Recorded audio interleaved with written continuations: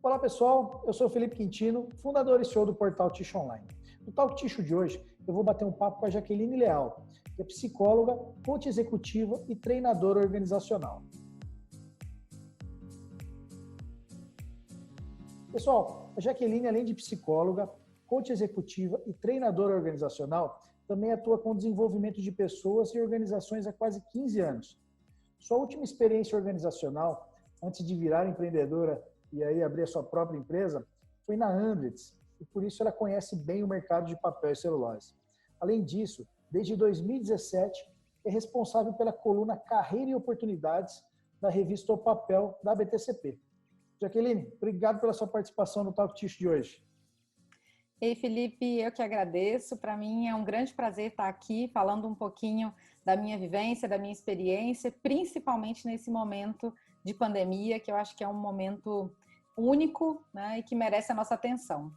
Com certeza. Legal. E esse bate-papo nosso aqui hoje vai ser legal. A gente sempre costuma trazer bate-papo sobre mercado, sobre temas técnicos, mas eu acho que a gente precisa falar também muito sobre pessoas, né? Que tudo envolve pessoas. Eu acho que a gente tem que trazer mais esse lado de pessoas aqui, por isso esse convite para você, para a gente fazer esse bate-papo hoje. Show de bola. Legal. Jaqueline, eu gravei um Talk Ticho recentemente com o Erivelto Sartor, né? Ele é executivo de operações aí do mercado de ticho. E ele definiu de uma maneira muito interessante esse momento que a gente está vivendo hoje, né? Ele disse que essa crise ela traz 3 aspectos principais. O primeiro e o mais grave, né, é com relação à saúde, né? O segundo é a crise econômica. E o terceiro é a crise psicológica, né? Com isso, eu queria começar nosso bate-papo te perguntando como é que nós podemos atravessar por essa crise psicológica com menos dano, né? Se é que isso é possível, né? Sim, então, né? Agora que você falou, será que isso é possível? Eu acho que essa pergunta é a que não quer calar. Coincidentemente ou não, a minha coluna na revista da ABTCP, O Papel, vai sair agora em junho, já no finalzinho do mês, com o tema, né? Exatamente com esse tema, falando um pouquinho sobre essa epidemia silenciosa. O nome que eu dei para ela, né, e que eu tenho ouvido muito aí no mercado também é esse, epidemia silenciosa, porque as outras coisas que estão acontecendo, elas estão na superfície, são possíveis da gente enxergar. Então, todo mundo está vendo que a crise da saúde existe, né? Todo mundo está vendo que a crise econômica está cada dia pior, né? Mas a gente não enxerga que está acontecendo um problema de saúde mental. E a gente não enxerga exatamente porque isso é um tabu, porque a nossa sociedade não fala sobre problemas mentais de uma forma leve, livre, né? A gente acaba entendendo que quem tem alguma questão no âmbito mental tem um problema de saúde, uma pessoa doente, né? A gente costuma pegar esses assuntos e esconder debaixo do tapete. E aí nem mesmo as famílias, eu observo muito isso, nem mesmo as famílias, Felipe, costumam falar sobre esses problemas. Não é à toa que o índice de suicídio só aumenta, né?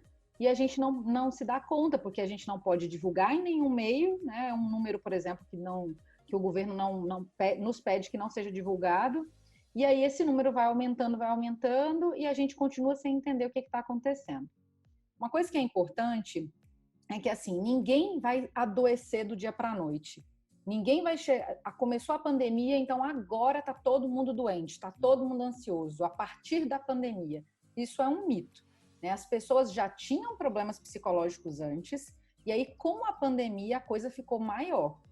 E por que é que isso acontece? Porque nós vivemos, no momento em que a gente descobriu que a gente precisava ficar em casa e viver uma quarentena, a gente passou por um processo de mudança muito alto, né? A gente passou por a descoberta de algo novo e a gente não sabe nem exatamente como lidar com isso, né? Então, no momento em que a gente ficou sabendo que ia ter a quarentena, em nós começam a surgir milhões de emoções que a gente não sabe exatamente como lidar, como controlar. Então, aquelas pessoas que já vinham com uma determinada ansiedade, por algum motivo, né? No momento em que descobriram que iam ficar encarceradas em casa, isso explodiu, né? E aí, quando eu penso, tá, mas como que a gente pode tratar essa situação? Eu penso que o melhor caminho é o do desenvolvimento pessoal, que é o do autoconhecimento. que é a tecla que eu bato com maior insistência na minha carreira, tá?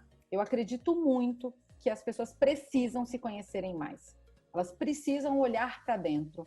Elas precisam compreender por que elas agem como elas agem, por que elas sentem o que elas sentem, né? Porque essas coisas, essas reações emocionais, elas acontecem dentro de nós, elas acontecem no nosso corpo sempre, independente da gente querer ou não.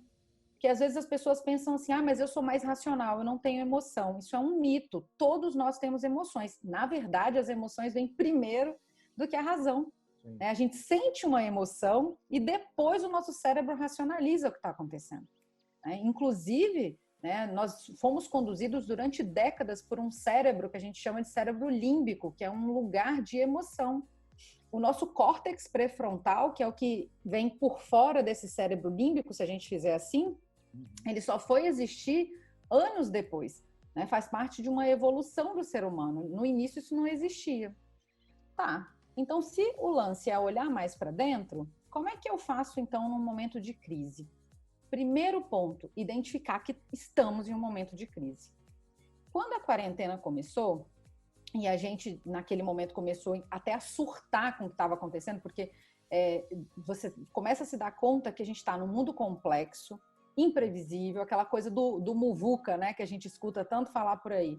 É complexo, é imprevisível, é volátil, é incerto, e tudo isso ao mesmo tempo, né? Quando a gente se dá conta que é isso que está acontecendo, a gente muitas vezes paralisa, né? Então, calma aí. É real mesmo? Eu estou fazendo parte do livro de história, né? Estou construindo a história em tempo real. E nesse momento de paralisação, a gente vivencia o que a gente chama de processo de luto, que é a mesma coisa de quando a gente perde uma pessoa. A gente vai viver processos de luto sempre que a gente encerrar um ciclo para começar um ciclo novo. Sempre que mudar as condições do ambiente, sempre que mudar a situação que eu estou vivendo. E aí, quando desperta em mim, então, esse processo de luto, existem fases dentro desse processo. E aí, entender essa fase é mais ou menos uma solução, uma saída, né, para que eu compreenda o que está acontecendo comigo e o porquê que eu estou agindo da forma que eu estou agindo neste momento em específico. Rapidamente, essas fases, elas são bem interessantes, você já deve ter ouvido bastante delas por aí, porque a primeira delas é a negação, né? Então a gente nega, não, é impossível, isso não está acontecendo aqui no Brasil, isso não vai chegar, aquela famosa amarolinha, né? Não vai chegar aqui nunca. A gente imaginava isso, né? Janeiro, fevereiro, ninguém tinha ideia. Pois é, e eu percebo que o brasileiro tem muito disso, né? A gente sempre via as crises acontecendo lá fora e a gente sempre ficava com a sensação de que aqui não chega, né? Então a gente Primeiro ponto é a negação. E vou te dizer mais, tem gente que está negando até hoje. E aí essa pessoa, que está negando até hoje, vai demorar 3 vezes mais para chegar lá no final, que é o momento em que ela aceita o que está acontecendo, né? Então eu começo na negação. Depois dessa negação vem um processo de raiva ou resistência, que é na hora que o ódio toma conta de mim, que eu não aceito que isso está acontecendo comigo. É porque na negação eu estou passivo, né? Nesse momento de raiva, eu brigo comigo e com o mundo, porque isso está acontecendo. Isso não deveria estar acontecendo, né? Depois desse processo de raiva, eu entro num outro processo que é de negociação ou barganha, que é quando eu tento negociar com o mundo, negociar com o universo e dizer assim, não, mas calma aí, se eu sair de casa só 2 vezes por semana, se eu fizer só um churrasco por mês, não vai acontecer nada comigo. Eu tento barganhar de alguma forma, né? Depois dessa barganha, que é assim, eu já lutei, eu entro numa fase de depressão, né? Que é naquela fase onde eu me desmotivo, onde eu fico triste. E aqui eu não estou depressivo, eu estou numa fase depressiva, né? Um momento mais recuado, um momento mais silencioso. E aí, nesse momento, o ideal é que após ele, eu entre na fase de aceitação. Na fase de aceitação, daí para frente eu só vou voar. Que eu já entendi o que aconteceu comigo, já processei tudo, agora eu preciso começar a pensar o que eu faço a partir daqui, né? Seria essas as fases do luto. Conhecia elas? Já. Legal. Conhecia. Bacana. Porque eu acho que é super importante. Mesmo, né? Diz. E você vai identificando todas as fases, é bem isso mesmo. Eu também passei por todas elas. E é bacana conseguir identificar, porque quando você faz isso, esse processo de autoconhecimento, né, ele é acelerado, então você consegue passar por essa curva um pouco mais rápido, né? E você também consegue entender o que é normal e o que é patológico aqui dentro. Porque assim, todo mundo vai passar por isso. Quem quiser, quem não quiser, quem aceitar, quem não aceitar, todo mundo vai passar. Então, se eu identifico que eu estou ansioso, né, ou que eu estou num estado mais depressivo e que eu estou nessa fase dentro da curva, isso está normal, isso não é patológico, isso é a vivência do momento, é aceitar o momento, faz parte, né? Mas se eu vejo que eu estou há muito tempo numa determinada fase e que eu não consigo sair dela por nada, passou 1 mês, passou 2 meses, passou 3 meses, eu ainda estou lá, eu estou com um problema. Eu já estou com uma ansiedade patológica, eu posso estar com uma depressão, eu posso estar com alguma outra coisa. E isso precisa ser somado a condições pré-existentes. Então, se eu já sou ansioso e eu estou demorando muito para passar aqui a fase, por exemplo, da raiva, né? Significa que eu preciso cuidar disso, eu preciso olhar com outros olhos. Então, se o meu autoconhecimento não for suficiente, é hora de pedir ajuda externa, usar rede de apoio. Nesse momento, a internet está sendo um suporte, está fornecendo muita coisa gratuita. Eu mesma tenho um grupo gratuito, todas as sextas-feiras, online, às 4h30 da tarde, de escuta empática, só para ajudar pessoas que estão vivendo esse momento com dificuldades. Então, não só eu, um monte de gente tem esse tipo de trabalho. Então, assim, é hora já de sair e buscar ajuda real. Legal.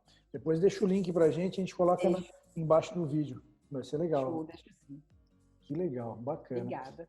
Jaqueline, qual que é o papel do RH hoje nas empresas, né? Eu acredito que o RH é o que está tendo maior demanda aí dentro das empresas, né? Como é que você enxerga esse papel aí nesse cenário? Desafiador, né? Desafiador. Ainda ontem eu conversava com uma pessoa que veio me pedir uma ajuda para fazer alguma coisa, para olhar, né, para esses colaboradores, para poder entender o que eles estão sentindo, como é que eles estão se vendo dentro dessa situação. E era uma empresa que não tinha feito corte nenhum ainda e nem suspendido salário. Né? Então, cuidando das pessoas, mas não tinha acontecido nada ali com aquele grupo, né? Mas essa não é a realidade que a gente tem visto. Então, eu tenho muitos colegas de RH que passaram por desligamentos em massa. Eu tenho colegas que precisaram, enfim, fornecer as informações para esses desligamentos, porque acaba sendo uma responsabilidade do RH, e ainda de fazer os desligamentos, né? Então, eu acho que dar essa notícia para as pessoas nesse momento não é fácil, porque mexe com a gente, né? Nós estamos no mesmo oceano, não sei se necessariamente no mesmo barco, mas estamos no mesmo oceano. Eu sei que é doloroso e eu penso que é papel do RH estabelecer a comunicação, né? Assim, estabelecer uma comunicação clara nesse momento, tanto do colaborador, de quem está lá na base, né, quanto na direção contrária, que é CEO, diretoria, para cá, para baixo, né? Muitas das pessoas nesse momento, os problemas que elas sentem estão relacionados à falta de informação. Então, assim, a empresa está passando por um momento difícil, o colaborador também está. Mas aí a empresa resolve não comunicar, por exemplo, que ela tem uma ideia de lá daqui a 3 meses suspender o salário. Ela prefere esperar dar 3 meses. O funcionário que está do lado de cá, ele começa a se sentir ansioso, ele começa a sentir que tem alguma coisa errada. E a partir disso, a produtividade dele já cai. Né? A gente sabe que isso acontece naturalmente. Então, o papel do RH é estreitar isso, né? É entender o que está acontecendo nas duas pontas e ser o meio, e ser o facilitador disso, fazer com que esses dois lados se encontrem, né? Escuta, né? Acho que é também um ambiente de escuta, o RH precisa ser isso agora, muito mais do que apenas números, né? A gente precisa voltar para um olhar mais humano mesmo, de RH, né?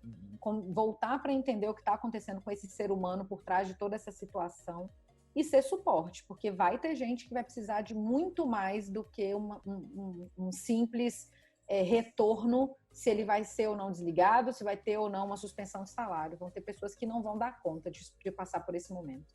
Sim, não, com certeza. Eu acho que a demanda tá grande aí para todos os RHs das indústrias, viu? Eu acho que sim. E ainda falando das indústrias, né? Muitas indústrias acabaram adotando o home office, né? Principalmente para o pessoal administrativo, né? Como que o colaborador pode continuar produtivo trabalhando em casa, né? E ainda tendo as tarefas de casa e da família, né? Ai, essa pergunta é boa, Felipe, porque eu nem sei se dá para manter.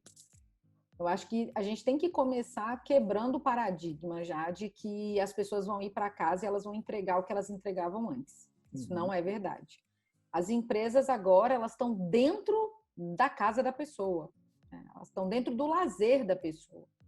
E um mínimo de flexibilidade aí é importante, porque do mesmo jeito que eu estou aqui conversando com você, pode acontecer do meu cachorro latir, pode acontecer da minha filha chorar, e aí? Né? Como é que a gente vai fazer com isso, né? Assim, o gestor vai brigar comigo, né? Vai dizer assim, ó, por favor, preciso de um ambiente com silêncio para a gente trabalhar, né? Como é que vai ser isso? Não tem como, né? A gente entrou dentro da casa das pessoas, isso é uma questão de privacidade, né? Então a gente precisa mudar os padrões. Tudo aquilo que a gente tinha antes de referência não existe mais. Esse é o tal do novo normal. A gente precisa começar a olhar as coisas de uma outra forma. Tá. Então, olhei de uma outra forma. É possível ser produtivo? É possível, mas a gente precisa quebrar a ideia que a gente tem de tempo. Eu acho que é mais ou menos isso que precisa acontecer. Por exemplo, a pessoa, ela acorda de manhã, antigamente ela acordava às 6 da manhã, ela se arrumava, saía correndo, o filho ia direto para a escola, tal. Agora, assim, o filho não levanta, a esposa precisou de uma ajuda, sabe? Ou então você mora sozinho e você tem que fazer todas as suas demandas, né? Então, não importa muito quem tá só, quem tá acompanhado da família, tá todo mundo vivendo uma situação diferente. Desde o ponto de que talvez você fique acordado até mais tarde, porque você pode acordar num horário, você entra às 8, né? Antigamente você tinha que acordar às 6, agora você pode acordar às 7h40, dá tempo. Dá tempo ainda. Então a pessoa, ela muda o modelo dela mental, né? Ela começa a viver numa nova estrutura, e aí aquele cara que nunca se atrasou, por exemplo, passa a chegar atrasado no trabalho, né? Porque ele acha que em 10 minutos dá tempo e não dá, às vezes não dá tempo, né? E aí eu acho que tem que começar a flexibilizar o olhar, né? Então, por exemplo, coisas para a gente se manter produtivo, rotina. Alguma rotina mínima é importante que a gente siga. Então, é importante ter o horário para o café, o horário para acordar, o horário para o café, né? O horário do almoço, o horário de trabalhar. E, às vezes, essa pessoa ela vai fazer seu próprio almoço, né? Tem isso também. Então, assim, seria legal que ela conseguisse se organizar e fazer, por exemplo, todas as marmitas fitness dela no final de semana, mas pode ser que ela não consiga. Isso não significa que ela seja mal profissional. Então, acho que isso é importante. A gente não pode fazer juízo de valor frente ao que está acontecendo. A gente pode recombinar as coisas, né? Então, seguindo uma rotina, recombinemos aquilo que precisa ser entregue, né? Eu acho que o que importa é o resultado. A gente começa a mudar a cabeça, né? Saiu daquela coisa de precisa me dar 8 horas de trabalho. Não, ele precisa me entregar o quê no final do dia? E daí a pessoa pode usar o tempo dela da forma com que ela achar melhor. É uma alternativa, né? Tá, mas temos instituições mais tradicionais. Eu acredito que essa inflexibilidade vai prejudicar. As organizações mais tradicionais vão acabar sendo um pouco prejudicadas e vão precisar, na dor, aprender a se reinventar. Esse é um outro ponto, né? Com relação ainda à produtividade, é importante cuidar de si mesmo no home office. Porque ficar em casa trancado o dia inteiro, sem sair em nenhum momento, isso também não é bom para a cabeça da gente. Né? Não sei se você já chegou a ver, mas eu estava olhando uns números, assim, nós tivemos aumento da ansiedade e da depressão, mas a gente também teve aumento de violência doméstica. Né? Então, assim, nesse momento, as famílias estão vivendo sozinhas 24 horas por dia. É comum que a gente perca a paciência, é comum que a gente fique mais irritado, né? E a gente é comum também ter pouco tempo para nós mesmos. É aqui que mora o convite para a produtividade, que é assim, proporcionar momentos para cuidar de si mesmo, para olhar para você, que seja para fazer sua atividade física, se no seu lugar, né, de moradia for permitido que você saia para fazer uma caminhada, se está permitido ir na academia, mas que você consiga ter uma alimentação bacana, fazer uma atividade física, seguir uma rotina, querendo ou não, essas coisas ainda são as ajudas que a gente precisa para poder ter uma rotina mais produtiva. E flexibilizar o tempo. Eu penso que se a gente conseguir mais ou menos olhar para essas coisas com carinho, que não seja fazer atividade física 7 vezes por semana, mas conseguir fazer 2 ou 3, né? Ser um pouco mais flexível no horário de trabalho, eu acho que assim a gente vai garantir as entregas. Por quê? Porque a gente vai garantir a motivação. Porque o que mais faz o colaborador entregar não é muito tempo que ele tem, mas o quanto que ele deseja contribuir com você. O quanto que ele quer colaborar para que a tua empresa funcione, né? Então ele precisa sentir que você está cuidando dele para ele poder querer fazer isso por você também. E em cima do que você acabou de falar, né? Dele querer fazer mais, né?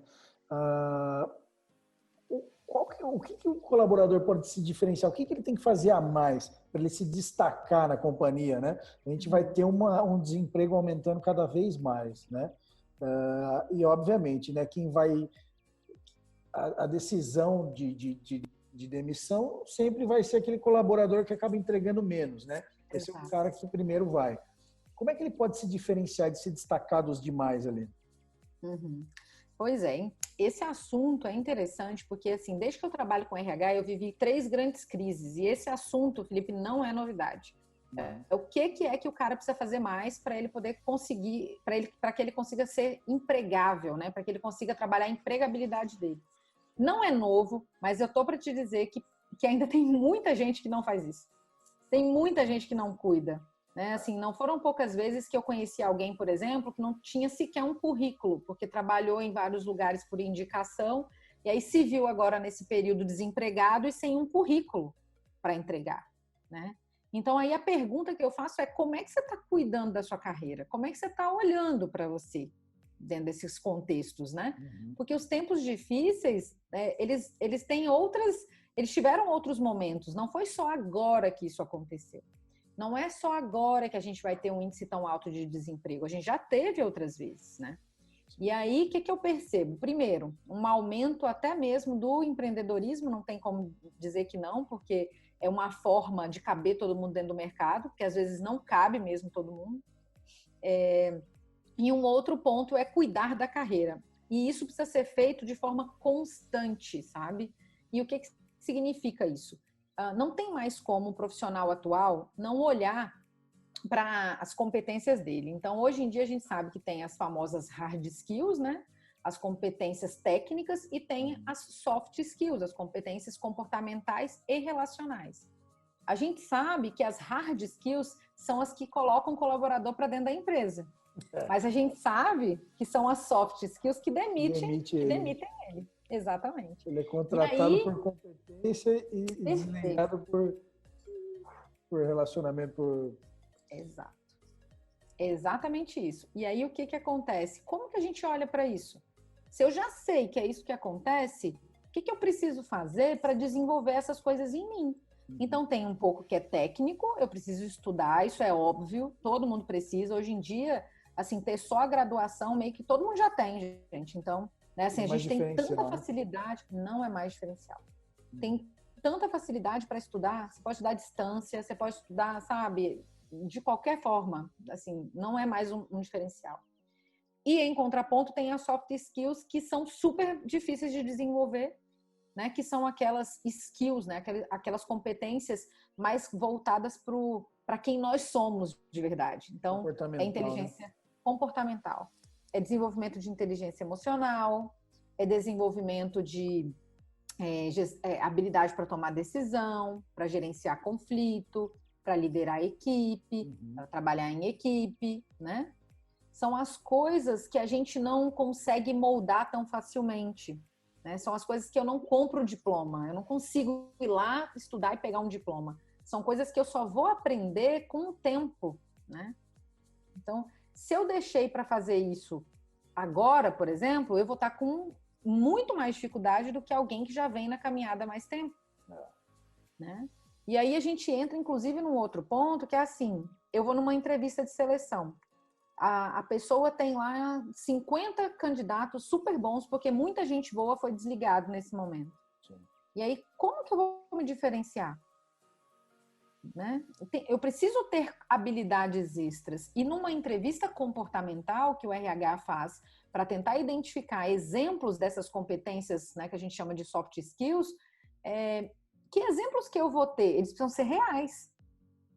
Ou eu preciso, no mínimo, demonstrar interesse por estar desenvolvendo. Eu preciso, no mínimo, ter clareza da minha debilidade, digamos assim, da minha falta de talento para aquilo. Né? Então, eu tenho uma zona minha que é uma zona de sombra, uma zona de luz, né? Ou seja, eu tenho um lugar onde eu preciso melhorar, onde tem habilidades que eu preciso desenvolver, e tem um lugar de talento, de coisas que eu faço muito bem, né? Que eu surfo super bem. Eu preciso conseguir olhar para isso com clareza. No mínimo, eu tenho que conseguir fazer isso. E aí, se eu vou fazer isso sozinho, se eu vou fazer isso via terapia, se eu vou fazer isso via processo de coaching, se eu vou fazer isso dentro da empresa que eu estou, isso não importa. O que importa é que eu não posso responsabilizar o outro por eu não ter isso. Sabe? Eu percebo muito que as pessoas que vêm me buscar para fazer processos de coaching responsabilizam e culpabilizam as empresas por não terem os cursos, por não desenvolverem as competências. E eu digo para você, eu nunca ganhei um curso de empresa, mas eu tenho uns 50, porque eles são necessários para o meu desenvolvimento. Correr atrás, né? Sua obrigação correr, não da empresa, né? Exato. E se eu não puder, que eu faça gratuito, né? Assim, não tenho condição financeira. Vai lá, hoje tem tanta coisa gratuita para se aproveitar, né? A gente tem a própria FGV online com um monte de curso gratuito. Por que eu não estou fazendo? Então, acho que tem um pouco de parar de culpar o outro, tomar um pouco da responsabilidade. É isso mesmo. E outro dia eu li um artigo seu muito bacana na revista O Papel que fala sobre o marketing pessoal, né? Além da gente ter todas essas habilidades ainda, né? De comportamento, tudo, você ainda tem o marketing pessoal, né? Por que nós devemos fazer esse marketing pessoal e qual que é a melhor maneira aí de realizar esse marketing pessoal? Legal. Então, o problema do brasileiro é que quando ele escuta a palavra marketing, ele pensa numa palavra chamada política. E aí isso faz com que a gente tenha aversão a marketing. A gente pensa assim, fulano é marqueteiro, fulano é puxa-saco. Né? A nossa cabeça conecta imediatamente a isso. E a verdade mesmo é que isso não tem nada a ver. Né? Assim, o marketing, obviamente, no passado teve várias definições, mas neste momento ele tem sido muito, muito importante para a construção mesmo de uma imagem da gente. Né?